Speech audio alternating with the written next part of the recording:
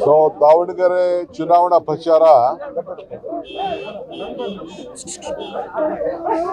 ಈಗಾಗಲೇ ನಮ್ಮ ಮುಖಂಡಗಳು ಎಲ್ಲ ಪ್ರಾರಂಭ ಮಾಡಿದ್ದಾರೆ. ಯಾರ್ಯಾರಿಗೆ ಎಲ್ಲೆಲ್ಲಿ ಜವಾಬ್ದಾರಿ ವಹಿಸಬೇಕು ಇಡೀ ಪಕ್ಷ, ಇಡೀ ರಾಜ್ಯದಲ್ಲಿ, ಹೊರಗಡೆ ರಾಜ್ಯದಲ್ಲಿ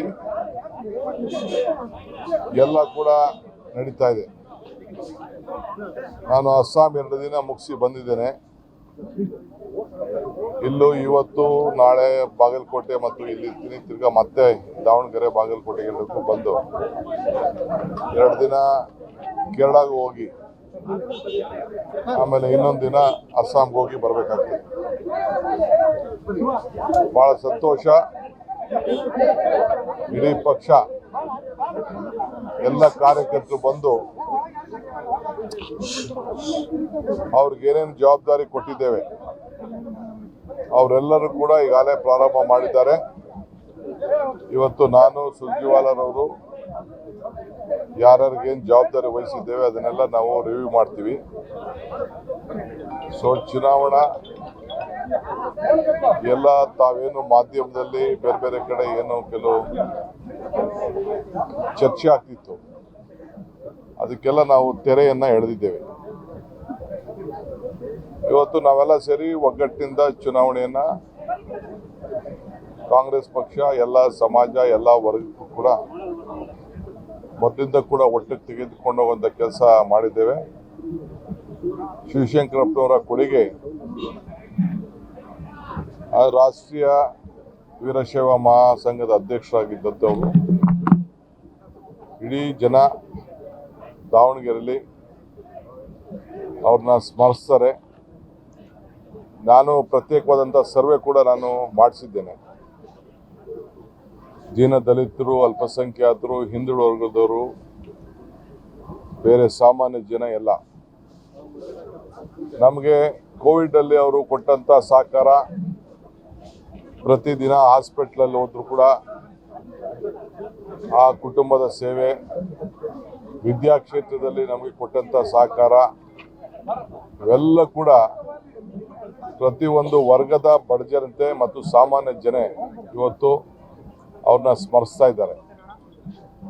ಮತ್ತು ಸಾವಿರಾರು ಜನ ಹೊರಗಡೆಯಿಂದ ಬಂದು ಇಲ್ಲಿ ಶಿಕ್ಷಣವನ್ನು ಪಡೆದು ಅವ್ರ ಮನೆಗಳೆಲ್ಲ ಬಾಡಿಗೆಗಳಿಗೆ ವ್ಯಾಪಾರ ವಹಿವಾಟು ಅಂಗಡಿಗಳು ಎಲ್ಲ ಕೂಡ ಈ ಒಂದು ಶಿವಶಂಕರಪ್ಪರ ನೇತೃತ್ವದಲ್ಲಿ ದಾವಣಗೆರೆ ಬಹಳ ಪ್ರಸಿದ್ಧವಾಗಿ ಬೆಳೆದಿದೆ. ನಾವು ಅವ್ರಿಗೆ ಮತ್ತೆ ಶಕ್ತಿ ತುಂಬುವಂಥ ಕೆಲಸವನ್ನು ನಾವು ಮಾಡ್ತೇವೆ ಅಂತ ಎಲ್ಲ ಜನ ಸರ್ವೆಲಿ ಹೇಳಿದ್ದಾರೆ. 79% ಜನ ನಿಮ್ಮ ಅಭ್ಯರ್ಥಿಯನ್ನು ನಾವು ಆಯ್ಕೆ ಮಾಡಿಕೊಡ್ತೀವಿ ಅಂಥೇಳಿ ನಮ್ಮ ಸರ್ವೆಲೂ ಕೂಡ ನಮಗೆ ತಿಳಿಸಿದ್ದಾರೆ. ಇದು ಬಹಳ ಸಂತೋಷವಾದಂಥ ವಿಚಾರ. ಸೊ ಪ್ರತಿ ಮನೆಗೂ ಹೋಗಿ ನಮ್ಮ ಗ್ಯಾರಂಟಿ ಏನು 59,000 ಹೆಣ್ಣುಮಕ್ಕಳಿಗೆ ಪ್ರತಿದಿನ ಪ್ರತಿ ತಿಂಗಳು 2,000 ರೂಪಾಯಿ ಹೋಗ್ತಾ ಇದೆ. 1 ಕೋಟಿ 1 ಲಕ್ಷ ಸುಮಾರು 40,000 ಜನರಿಗೆ ಅನ್ನಭಾಗ್ಯ ಯೋಜನೆ ಹೋಗ್ತಾ ಇದೆ.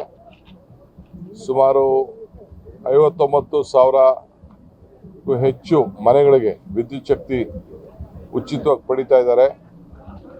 ನಾನು ಅವರು ಏನು ನಮ್ಮ ಬಸ್ನಲ್ಲಿ ಪ್ರಯಾಣ ಮಾಡ್ತಾ ಇದ್ದಾರೆ ಆ ಪಟ್ಟಿ ಭಾಳ ದೊಡ್ಡದಿದೆ.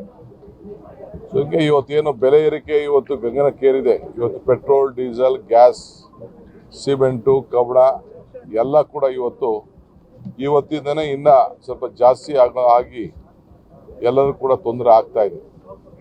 ಸೊ ಅದಕ್ಕೆ ನಾವು 5 ಗ್ಯಾರಂಟಿಯನ್ನು ಮೊದಲೇ ಭಾಳ ದೂರದ ಆಲೋಚನೆಯಿಂದ ಇವತ್ತು ಕೊಟ್ಟು ಜನರಿಗೆ ಸಹಾಯವನ್ನು ಮಾಡಿದ್ದೇವೆ.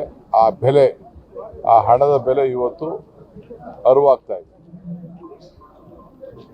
ಸೊ ನಮ್ಮ ಅಭ್ಯರ್ಥಿ ನಾನು ಮತ್ತೆ ತಿರ್ಗಾ ಇಲ್ಲಿ ಹೋಗೋಕ್ಕಿಂತ ಮುಂಚಿತವಾಗಿ ನಿಮ್ಮ ಹತ್ರ ನಾನು ಮಾತಾಡ್ತೀನಿ.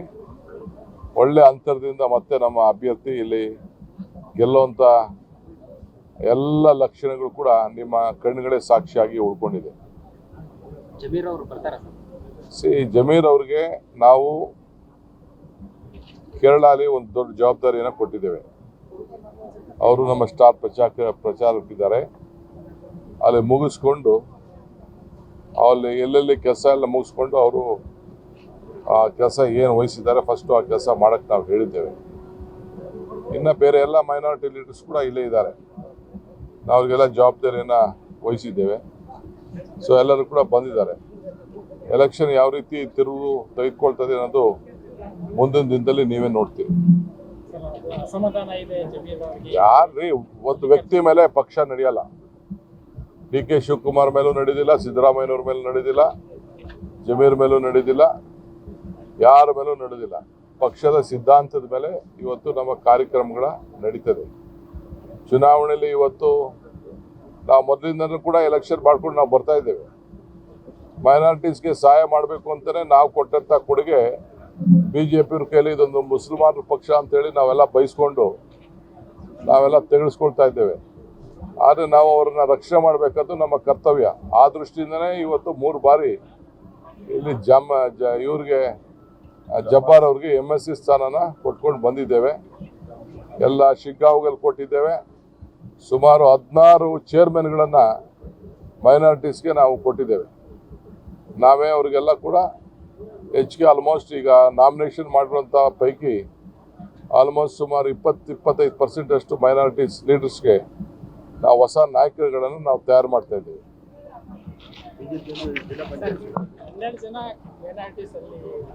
ಅವ್ರು ಯಾವಾಗಲೂ ಆಗ್ತಾ ಇರ್ತಾರೆ ಇಲ್ಲಿ. ಅವರೆಲ್ಲ ನಮ್ಮವರೇ, ಏನು ತೊಂದರೆ ಇಲ್ಲ, ಯಾವ ಸಮಸ್ಯೆ ಏನು ಆಗುದಿಲ್ಲ, ಯಾವ ಡಿವೈಡು ಇಲ್ಲ. ಇಲ್ಲ ಹಿಂದೆ ಎಲ್ಲ ಓಟ್ಗಳೆಲ್ಲ ನೋಡಿದಿರಲ್ಲ, ಅವ್ರು ಆಗ್ತಾಗೆಲ್ಲ ಓಟ್ ನೋಡಿದಿರಲ್ಲ, ಅದೇ ರೀತಿ ಪಂಚರಾಜ್ಯ ಚುನಾವಣೆ ಮುಗಿದ ಮೇಲೆ